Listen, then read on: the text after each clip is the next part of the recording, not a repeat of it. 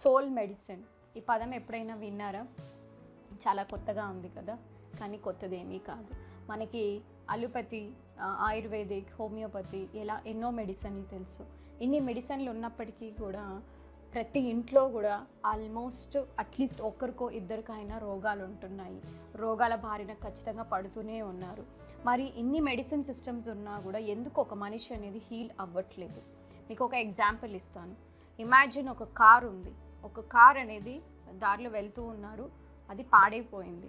ఇప్పుడు అది పాడైపోయింది అనేసి మనము ఫస్ట్ ఇంజిన్ చూస్తామా, లేదంటే పైన కార్ ఒక బాడీకి మనం రిపేర్ చేస్తామా?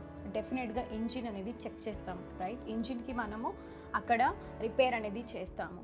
సేమ్ వే ఇక్కడ మనకి బాడీ రిపేర్ అంటే మన ఫిజికల్ ఇల్నెస్ ఉంది అంటే మనం ఇక్కడ ఏం చేస్తున్నాము, సిమ్టమ్స్ పోవాలి అనేసి ఫిజికల్ బాడీకి ట్రీట్మెంట్ చేస్తున్నాము, కానీ రూట్ కాజ్ అనేది మనకి తెలియట్లేదు. సో మెడిసిన్ వేసినప్పుడు బాగుంటుంది, మళ్ళీ తిరిగి ప్రాబ్లం వస్తుంది.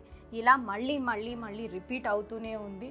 అండ్ మీకు తెలుసా, ఒక బాడీలో మనకి ఎటువంటి రోగమైనా సరే మ్యాక్సిమం 1 year లోపల అన్ని రోగాలు మనం హీల్ చేసుకోవచ్చు. బాడీనే రిన్యూ అవుతుంది ప్రతి ఆర్గాన్ కూడా.